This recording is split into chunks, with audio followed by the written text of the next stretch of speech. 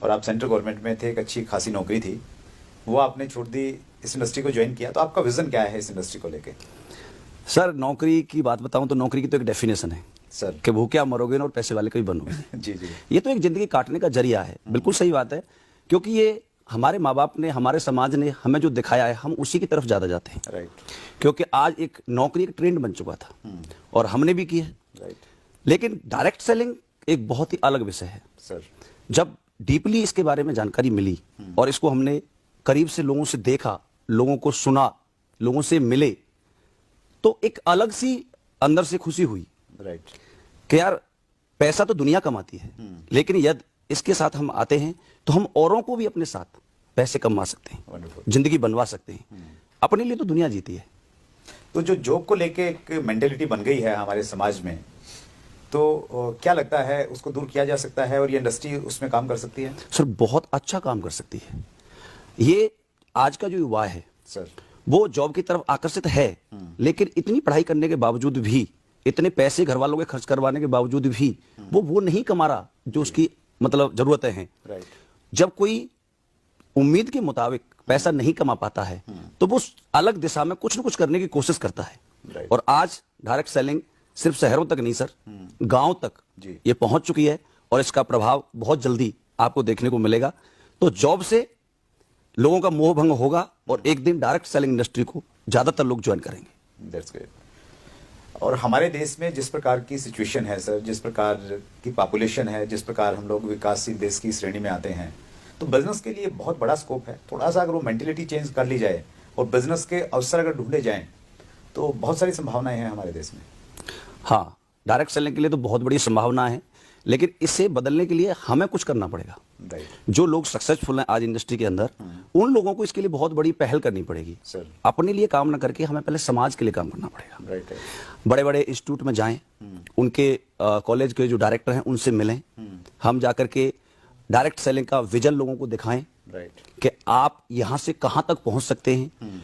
और बच्चों के माँ बाप को हम सेमिनार्स में ला करके उन्हें दिखाएं, क्योंकि वो अपने बच्चे की बात को मानने के लिए तैयार नहीं है, लेकिन एक जैसे ही माहौल में किसी के, मैंने बहुत सारे पेरेंट्स को देखा है कि घर पर मानने के लिए तैयार नहीं थे, लेकिन जैसे ही वो मीटिंग में बैठे और उन्होंने सामने देखा, वो सम्मान देखा, वो बोलने का स्टाइल देखा, वो पैसे की चाहत देखी और कमाते हुए देखा, तो आते ही सबसे पहले मिलकर कहते हैं बेटा ये बेटा तेरे हाथ में है, इसे जो तू बनाना चाहते हो वो बना सकता है। तो ये सोच बदल सकती है यदि उनको हम माहौल में लाएं।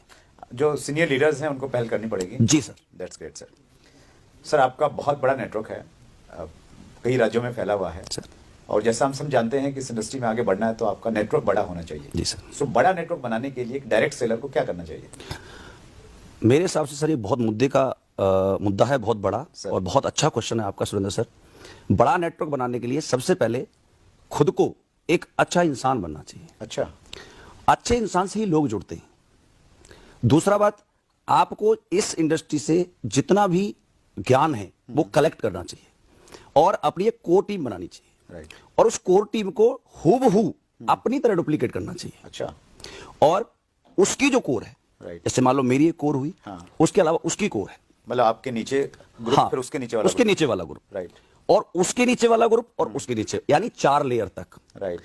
4th लेयर तक मेरी एजुकेशन जानी चाहिए। अच्छा, वहां तक मैं डायरेक्ट टच बनाऊं जी। और अपनी एजुकेशन को वहां डुप्लीकेट करूं। होता क्या है सर इसमें ज्यादातर कि जितने भी हमारे लीडर्स होते हैं वो एक कोर बना देते हैं, फिर वो सोचते हैं कि ये नीचे वालों को पढ़ाएं। जी जी जी। आपने कभी ऐसा देखा है कि 10th क्लास का बच्चा 5th क्लास के बच्चों की क्लास लेता हो? नहीं, टीचर ही लेता है। टीचर लेता है सर। टीचर का जो ज्ञान है वो 10th के बच्चे में नहीं हो सकता ना। राइट। ज्ञान भी नहीं हो सकता, अनुभव भी नहीं है। अनुभव भी नहीं हो सकता। अब मान लो मैंने अपनी कोर को बताया तो वहां 80% तक नॉलेज जाएगी। Right right. वो कोर यदि नीचे बताती है तो 60% तक जाएगी और वो यदि नीचे जाती है तो 40% तक, और वो यदि नीचे की तो 20%। राइट। यानी यदि मेरा टैलेंट 4th लेयर तक चला जाए राइट। तो सबके पास इक्वल इंफॉर्मेशन होगी, इक्वल ज्ञान होगा।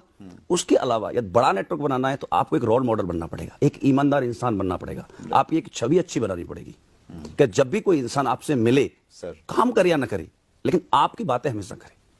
मतलब मैं अगर बड़ा नेटवर्क बनाना, मुझे अच्छा इंसान बनना है, रोल मॉडल बनना है, तो मेरी अच्छी आदतें हों, बिल्कुल ईमानदार हों थोड़ा सर। और क्या क्या होना चाहिए सर? ईमानदार होना चाहिए। जो आपने कमिटमेंट किया है राइट। वो कमिटमेंट हमेशा पूरे होने चाहिए। जो टीम को बोल दिया, हाँ, फिर उसमें कोई किंतु परंतु नहीं। बिल्कुल, जहां आपने टाइमिंग दिया हुआ आपको टाइम से पहुंचना चाहिए। राइट। आपके अंदर कोई बैड हैबिट नहीं होनी चाहिए, क्योंकि लोग, नेटवर्कर जो होता है एक शीशे के महल में रहता है सर, उसे सब वॉच कर रहे होते हैं, वो किसी को कर रहा है या नहीं कर रहा इससे कोई मतलब नहीं, लेकिन उसे सब वॉच करते हैं। तो आपको एक ऐसा सिंपल, आपके अंदर अहंकार नहीं होना चाहिए,